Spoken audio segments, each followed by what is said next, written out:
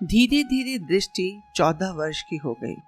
जब तक माताजी जीवित थी तब तक माताजी, उसके बाद सुदेश ने प्रत्येक वर्ष यह राग अलापना शुरू कर दिया। यदि तुम काम पर जाने लगोगी तो दृष्टि का ख्याल कौन रखेगा? अब अम्मा भी जीवित नहीं है जो संभाल लेंगी। नमस्कार, सत श्री अकाल, आदाब, गुड मॉर्निंग। यह है स्टोरीज फ्रॉम द हार्ट, कहानियां जो दिल से निकले, सीधे दिल पर दस्तक दें। तो साहिबान कदरदान, दिल के दरवाजे खोल लीजिए और कहानियों को दिल तक पहुंचने दीजिए।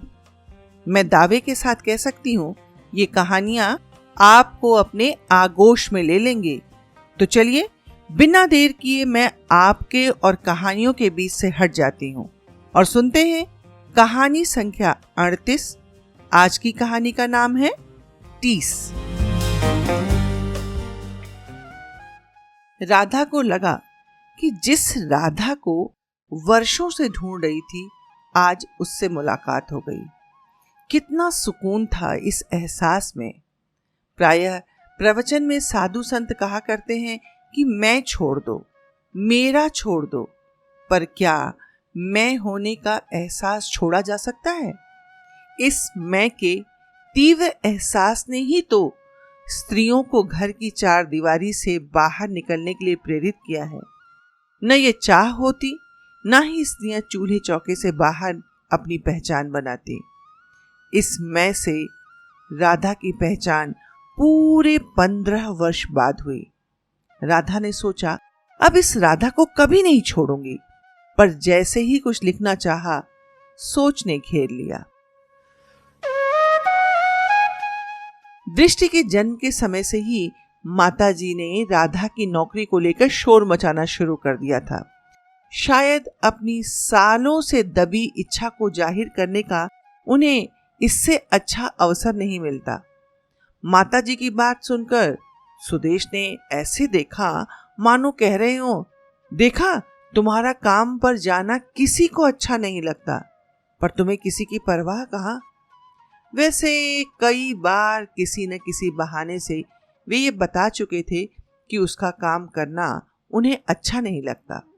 जब दृष्टि 2 साल की हो गई तो राधा ने एक दिन माताजी से बड़े दबते दबाते सकुचाते हुए कहा, माताजी, अब तो दृष्टि समझदार हो गई है, आपसे काफी घुली मिली हुई है, 4-5 घंटे मेरे बिना रह सकती है। यदि आप कहें तो मैं काम पर जाने की शुरुआत कर दूं। ना जी, मेरे घुटनों में दर्द रहता है। अब इस उम्र में मैं तो इस छोटी के नखरे नहीं उठा सकती, ना ही लड़की के साथ नाच सकती। माताजी का ये जवाब सुनकर वह स्तब्ध रह गई। ये वही माताजी है जो सदा कहा करती थी कि घर सूना सूना लगता है, एक बच्चा आ जाए तो रौनक रहेगी, हम बूढ़ों का भी मन लगा रहेगा। कहा करती थी, बहू, अब जल्दी से खुशखबरी सुना दो। आज खुशखबरी परेशानी का कारण कैसे बन गई?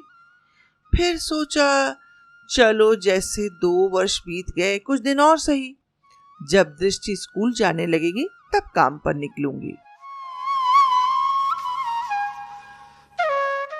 धीरे धीरे दृष्टि 14 वर्ष की हो गई। जब तक माताजी जीवित थी तब तक माताजी, उसके बाद सुदेश ने प्रत्येक वर्ष यह राग अलापना शुरू कर दिया। यदि तुम काम पर जाने लगोगी तो दृष्टि का ख्याल कौन रखेगा? अब अम्मा भी जीवित नहीं है जो संभाल लेंगी। हर बार वह ऐसी बातें सुनकर अंदर तक आहत हो जाती थी। बोलती कुछ नहीं थी, पर सोचती थी, जब माताजी जीवित थी तब कौन सा संभाल लेती थी जो आज उनके नाम का रोना रो रहे हो। काम पर न जाने की लाचारगी धीरे धीरे कुंठा में बदलने लगी। सबसे मिलने वाली, हंसकर बात करने वाली राधा घर से बाहर निकलने में 10 बार सोचने लगी। अपने आत्मविश्वास के बल पर दुनिया में जीत का झंडा फहराने वाली राधा को किसी से बात करने में भी संकोच होने लगा। एक दिन दृष्टि ने जब घर आकर मम्मा से यह कहा, माँ कल ना पीटीएम है, आप चलना मेरे साथ। वह घबरा गई, घबराकर बोली, नहीं बेटा, आप ना पापा के साथ चली जाना। हमेशा पापा ही जाते हैं ना आपके साथ, मैं घर के काम काज छोड़कर कैसे जा सकती हूँ। क्यों, ऐसे तो बाहर निकलने के लिए हमेशा बेचैन रहती हो, अब क्या हो गया? सुदेश ने पूछा। अब आदत हो गई है। कैसी आदत? घर में रहने की। तो बदल डालो, पढ़ी लिखी हो, आखिर मुझे भी तो सहारे की जरूरत है। अब से बैंक का सारा काम तुम ही देखा करना। चलना ना मम्मा, प्लीज प्लीज प्लीज मम्मा प्लीज। पापा ना एक आध टीचर से मिलते हैं, फिर ऑफिस के लिए देर हो रही होती है, ऐसा कहकर मुझे स्कूल में रहने ही नहीं देते। जल्दी से घर आ जाना पड़ता है, जबकि मेरे और दोस्त अपनी अपनी मम्मी के साथ आते हैं। सभी मैम से मिलते हैं, कैंटीन से अपने पसंद की चीजें खरीद खरीद कर खाते हैं। मुझे भी खाना है मम्मी, मैं ना प्लीज आपके साथ ही चलूंगी, आप चलना ना। राधा सबकी इच्छाओं को दरकिनार कर सकती थी, पर दृष्टि, शायद दृष्टि राधा की जीने का सहारा थी। उसके नाम की दुहाई दे देकर ही तो घर वालों ने उसके पैरों में बेड़ियां डाली थी। राधा को चुप देखकर दृष्टि ने पुनः कहा, तो मम्मा कल चल रही है ना आप? हाँ बेटा चलूंगी, क्यों नहीं चलूंगी, तुम्हारे लिए तो मैं कहीं भी जा सकती हूँ। कहीं भी? कहीं भी जा सकती हूँ? शर्ट का बटन बंद करते हुए सुदेश ने आश्चर्य प्रकट करते हुए पूछा। तब तुम्हारा प्यार कहाँ खो गया था, जब तुम छोटी सी बच्ची को घर में छोड़कर नौकरी करना चाहती थी? आप नौकरी करना चाहती थी? खुश होकर दृष्टि ने पूछा। हाँ मुझसे पूछो, मम्मा से क्या पूछ रही हो? सुदेश के मुख से ऐसी बातें सुनकर राधा और घायल हो गई। अपने पति की तरफ देखा पर बोली कुछ नहीं। दृष्टि ने ही चहकते हुए पूछा, मम्मा आपने नौकरी क्यों नहीं की? क्योंकि तुम्हारे पापा नहीं चाहते थे। एक एक शब्दों को चबाते हुए राधा ने जवाब दिया। क्यों पापा, आपने मम्मा को नौकरी क्यों नहीं करने दी? क्या मैं भी नौकरी नहीं करूंगी? नहीं नहीं, तुम नौकरी क्यों नहीं करोगी? क्या इसीलिए ही पढ़ाई कर रही हो कि अपनी प्रतिभा यूं ही घर गृहस्थी के कामों में बर्बाद कर दो? सुदेश की बातें सुनकर राधा को लगा जैसे भरे बाजार में किसी ने उसे लूट लिया हो। सोचा कि पूछूं, क्या मैं किसी की बेटी नहीं हूं? मेरे पापा ने मुझे पढ़ाते समय ऐसा ही कुछ सपना देखा था कि एक दिन लेखन के क्षेत्र में मैं भी उनका नाम रोशन करूंगी। पर आपने और आपके परिवार ने मेरे सारे सपनों के सुनहरे पंखों को अपनी बातों व घातों से नोच खसोट कर ऐसे मकाम पर पहुंचा दिया कि आज मैं सोचने पर विवश हूं कि मैं हूं कौन। पर पापा, मम्मी ने भी तो पढ़ाई की, फिर मम्मा ने काम क्यों नहीं किया? दृष्टि की आवाज सुनकर वह सपनों की दुनिया से लौट आई। क्योंकि तुम छोटी थी। पर पापा, अब तो मैं बड़ी हो गई, अब तो मम्मा नौकरी कर सकती हैं। हाँ, किसने रोका है? करे जो मन करे वह करे। दृष्टि दौड़ती हुई आई और राधा के गले में झूलकर बोली, मम्मी आप भी नौकरी कीजिए, मेरी सभी मित्रों की मम्मी नौकरी करती हैं, मैं चाहती हूँ आप भी नौकरी करें। ठीक है करूंगी, ऐसा कहकर राधा ने दृष्टि को उस समय तो टाल दिया, पर सोचने लगी हर चीज का समय होता है। अब इस उम्र में मुझे कोई नौकरी नहीं देगा, ये बताकर दृष्टि को दुखी नहीं करना चाहती थी। न जाने क्यों सालों से दबी इच्छा ने आज फिर से करवट लेकर उसे और दुखी करना शुरू कर दिया। यादों की नदी में गोते लगाते लगाते कब सुबह हो गई पता ही नहीं चला। तैयार होकर वह दृष्टि के स्कूल चली। घर से बाहर निकलना अच्छा लगा, बहुत अच्छा। ज्यादातर पति के साथ ही कहीं आना जाना होता था और उस समय एक बनावटी मुस्कान के बोझ से दबी अनजान लोगों के बीच अपने को अस्तित्व विहीन पाती थी। वहां कोई बॉस की पत्नी होती थी तो उसके उठने बैठने खाने पीने की चिंता करनी पड़ती थी। कोई बराबर का होता था तो उसकी पत्नी के सामने विद्वता दिखाकर प्रभावित करना होता था, या शादी विवाह के मौके पर भारी भरकम साड़ी के बोझ तले दबी वो यही सोचा करती थी कि कब घर पहुंचे और ये जो मुखौटा चढ़ा रखा है उसे उतार कर फेंके और राहत की सांस लें। राधा अपने ख्यालों में कोई मैम से मिलने के लिए अपनी बारी की प्रतीक्षा कर रही थी कि अचानक एक स्त्री ने उसके कंधे पर हाथ रखकर धीरे से पूछा, आप राधा हैं? जी हाँ, मेरा नाम राधा है। आप कौन? मैंने आपको पहचाना नहीं। कमरे में काफी भीड़ थी, अतः उस स्त्री ने उन्हें बाहर बुला लिया क्योंकि उनकी अपनी बारी आने में समय था।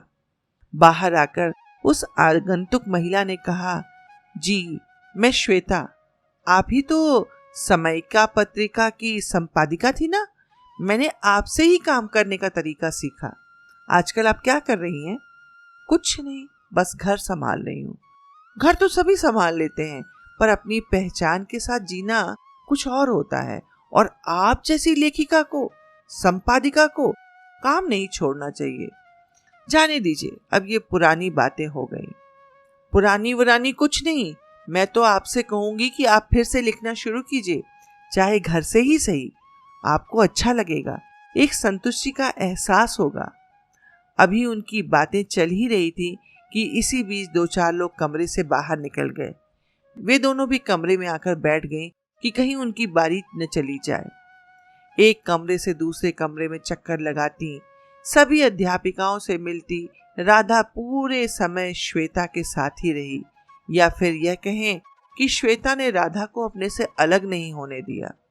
जब घर चलने का समय हुआ तो दृष्टि दौड़ती हुई आई और बोली, मम्मी कैंटीन में दाल मखनी और तंदूरी रोटी ना बहुत अच्छी मिलती है, चलो ना, मुझे खाना है, आप भी खाओ।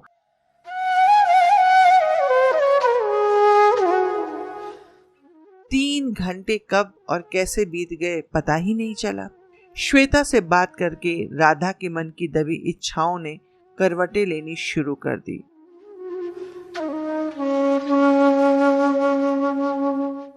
उस रात सोते समय पुरानी राधा ने जन्म लिया। पूरी रात श्वेता के कहे शब्द कानों में गूंजते रहे, मैडम, अपनी प्रतिभा को स्वयं पहचानना पड़ता है, अपने सपनों में खुद ही रंग भरने पड़ते हैं। शायद आप भूल गई होंगी, पर मुझे अच्छी तरह से याद है। आप ये शब्द कई सालों तक मेरे लिए प्रेरणा के स्रोत रहे। आज आपके मुंह से निराशा के शब्द अच्छे नहीं लग रहे हैं। बहुत कुछ सोचकर दूसरे दिन सवेरे जब राधा ने सुदेश के सामने लेखन का काम शुरू करने का प्रस्ताव रखा तो वे थोड़े आश्चर्यचकित होकर बोले, देख लो, दृष्टि अब बड़ी हो गई है, अब तो उसको तुम्हारे साथ की बहुत जरूरत है। फिर कहाँ और कैसे काम करोगी? घर के काम सफर नहीं होने चाहिए। एक पल के लिए राधा ने सोचा, क्या करूंगी काम करके? इस उम्र में कौन काम देगा? अब तो लिखने की आदत भी छूट गई। जिन लोगों को हाथ पकड़कर काम करना सिखाया था वे सभी कहां से कहां पहुंच गए। मुझे संघर्ष करके फिर से जमीन से शुरुआत करनी पड़ेगी। मैं भी कैसे कैसे सपने आंखों में पालने लगी। जब समय था तब डर गई, अब कौन से आसमान के तारे तोड़ लूंगी। पूरी जिंदगी बीत गई घर गृहस्थी संभालते संभालते। फिर दूसरे ही पल उस राधा ने जोर पकड़ लिया जो कल रात से उसे सता रही थी, कुछ करने के लिए प्रोत्साहित कर रही थी।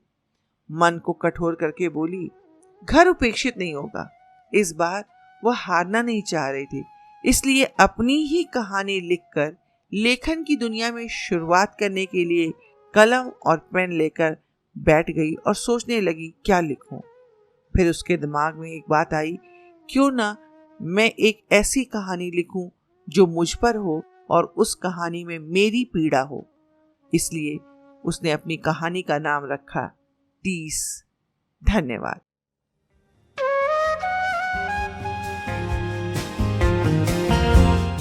प्रायः आपको अपने आसपास ऐसी स्त्रियां मिल जाएंगी जो परिवार के हित के लिए सब कुछ स्वाहा करके भी खाली हाथ रह जाती हैं।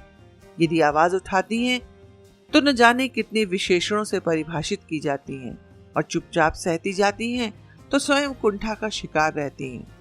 आवश्यकता है तो संतुलन की। इस संतुलन को बनाए रखने में सभी का योगदान होना चाहिए, न कि केवल एक स्त्री का। मेरी टीस कहानी ने आपको भी टीस का एहसास कराया हो तो अपने कहानी सुनने के शौकीन मित्रों के साथ मेरी कहानी साझा जरूर कीजिएगा तथा अपने विचार shradha.pdy पर लिखने का कष्ट कीजिएगा। जल्दी ही मिलेंगे अपनी लिखी एक नई कहानी के साथ। तब तक आपकी प्रतिक्रिया की प्रतीक्षा में।